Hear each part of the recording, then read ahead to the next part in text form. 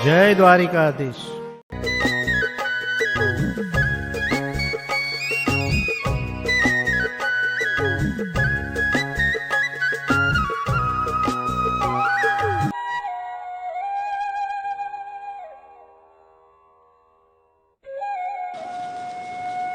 नारद जी ने पूछा कि हे तपस्वी श्रेष्ठ, अत्यंत क्रोधी महर्षि दुर्वासा ने विचार करके उस कन्या को क्या सुझाव दिया, सो आप बताइए। सूत जी ने कहा कि ऋषियों, नारद जी का प्रश्न सुनकर समस्त समाज के कल्याणकारक दुर्वासा मुनि के रहस्यपूर्ण वचनों का बद्रीनारायण ने उद्घाटन किया। नारायण कहने लगे कि नारद, मेधावी ऋषि की कुमारी कन्या के क्लेश को दूर करने के लिए दया सागर दुर्वासा मुनि ने जो उपाय बताया उससे मैं कहता हूँ, सुनो। दुर्वासा ने कहा, सुंदरी, गुप्त से भी गुप्त महान उपाय है जिसे मैं तुमसे कह रहा हूँ, सुनो। यह उपाय किसी को बतलाने योग्य नहीं है, परंतु तुम्हारे लिए मैंने भली भांति विचार कर लिया है। विस्तार पूर्वक न कहकर मैं तुम्हें संक्षेप में बतला रहा हूँ। हे भाग्यशालिनी, इस महीने से तीसरा महीना जो आवेगा वो पुरुषोत्तम मास होगा। उस मास में तीर्थ में स्नान कर लेने से मनुष्य भ्रूण हत्या के पाप से मुक्त हो जाता है। हे रमणी, कार्तिक आदि 12 महीनों इसकी तुलना नहीं कर सकते। जितने मास, जितने पक्ष, जितने दिवस हैं वे सब पुरुषोत्तम मास की 16वीं कला के बराबर भी नहीं। वेदोक्त जितने साधन और जितने परम पद की प्राप्ति के साधन है वे भी पुरुषोत्तम मास की 16वीं कला के समान नहीं है। 12,000 वर्ष तक निरंतर गंगा स्नान करने से जो फल प्राप्त होता है और सिंहस्थ गुरु में गोदावरी नदी में एक बार स्नान करने से जो फल प्राप्त होता है, वही फल भामिनी पुरुषोत्तम मास में जहाँ कहीं भी एक बार भली भांति स्नान कर लेने से प्राप्त हो जाता है। यह मास श्री कृष्ण जी का अत्यंत प्यारा है और नाम से ही परम स्मारक है। हे भामिनी, इस मास में भगवान पुरुषोत्तम की सेवा आराधना करने से, व्रत करने से सब कामनाएं पूर्ण होती है। इसलिए तुम पुरुषोत्तम मास की आराधना शीघ्र आरंभ कर दो। भगवान पुरुषोत्तम की भांति प्रसन्नता पूर्वक मैंने इस मास की पूजा, आराधना, व्रत क्रियाएं की है और करता हूँ।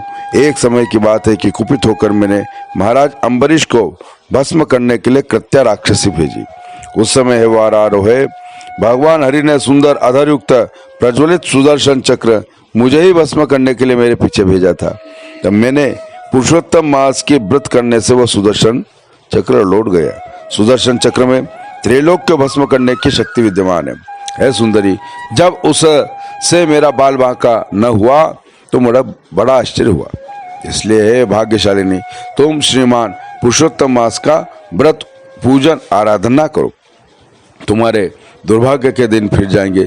इस प्रकार ऋषि कन्या से अनुरोध करके मुनिराज दुर्वासा अपनी वार्ता समाप्त कर दी। उतने कथा कहने के बाद भगवान श्री कृष्ण युधिष्ठिर से कहने लगे कि हे दुर्वासा ऋषि की बात सुनकर हे राजन, होनार के वश कुछ ईर्ष्यावश वह कन्या बोली कि उसकी बुद्धि तो मरी गई थी, मन में कोप से कारण वह उबाल खा रही थी।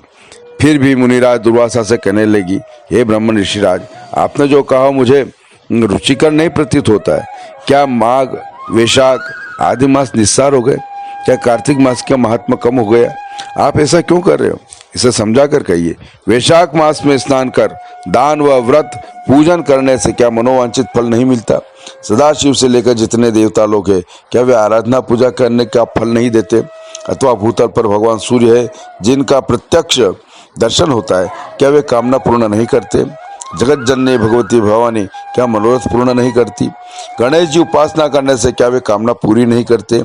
व्यतिपात आदि योगों और सर्व आदि देवताओं का परित्याग करके पुरुषोत्तम मास की प्रशंसा करते हुए क्या आपको लज्जा नहीं आती?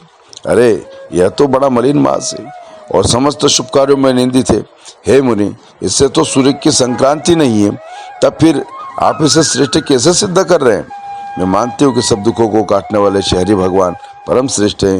हे भूदेव, दिन रात भगवान की उपासना करते हुए जानकी रमन भगवान श्री राम, पार्वती वल्लभ भगवान शिव अतिरिक्त किसी अन्य को नहीं देखती जो इनसे भी बढ़कर हो और मेरे क्लेश का विनाश कर सके। हे ब्राह्मण देवता मुनीश्वर, फिर इन देवताओं को छोड़कर मैं कैसे मलमास की स्तुति आराधना करूं? जब उस कुमारी कन्या ने इस प्रकार बात की तो दुर्वासा ऋषि कुपित हो गए। उनका शरीर प्रज्वलित हो गया, आंखें लाल लाल हो गई क्रोध के कारण। इतना होने पर भी दयाद्र होकर अपनी मित्र कन्या को शाप नहीं दिया और मन ही मन सोचने लगे कि मूर्ख बालिका है, इसकी बुद्धि परिपक्व नहीं हुई, अपने हित और अनहित को नहीं पहचानती। पुरुषोत्तम मास के महात्मा का तो पता तो बड़े बड़े विद्वानों को भी नहीं है, फिर छोटी बुद्धि वाले मनुष्य और विशेषकर कुंवारी कन्या को कहाँ से हो सकता है। फिर इसकी माता पिता भी नहीं है, अतः अनाथ बालिका कष्ट रूपी अग्नि में भून गई है, फिर मेरे अति भीषण श्राप कैसे सहन करेगी। इस प्रकार सोचकर दया आ जाने पर मन में उबाल खाए हुए क्रोध को दबाकर शांत होकर अति विकल हुई कन्या से मुनि कहने लगे, अरे अबोध बालिका, मेरे मित्र की कन्या, मैं तुम्हारे ऊपर क्रोध नहीं कर रहा हूँ। अरे अभागिन, तुम्हारे मन में जैसा आवे वैसा कर। अरे बेटी, तुम्हारा कुछ भविष्य बता रहा हूँ, उसे सुन।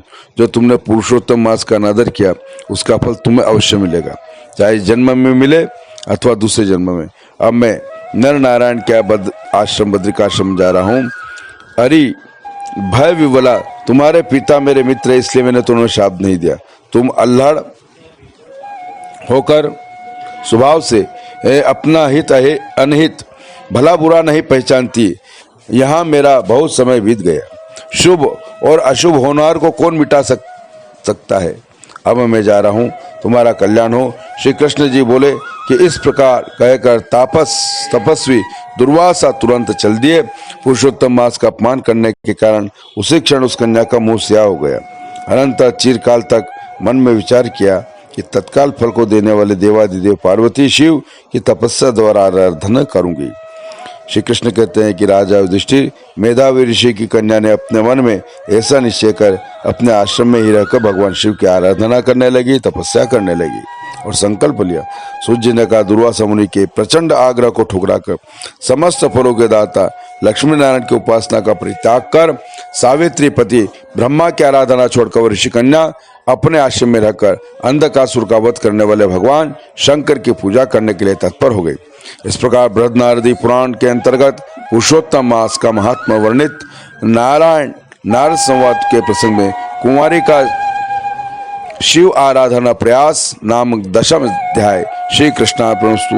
मंगलम भगवान विष्णु मंगलम गरुड़ध्वज मंगलम पुंडरीकाक्ष मंगलायस्तनो हरि। सर्व मंगल मांगल्ये शिवे सर्वार्थ साधिके शरण्य त्र्यंबके गौरी नारायणी नमोस्तुते।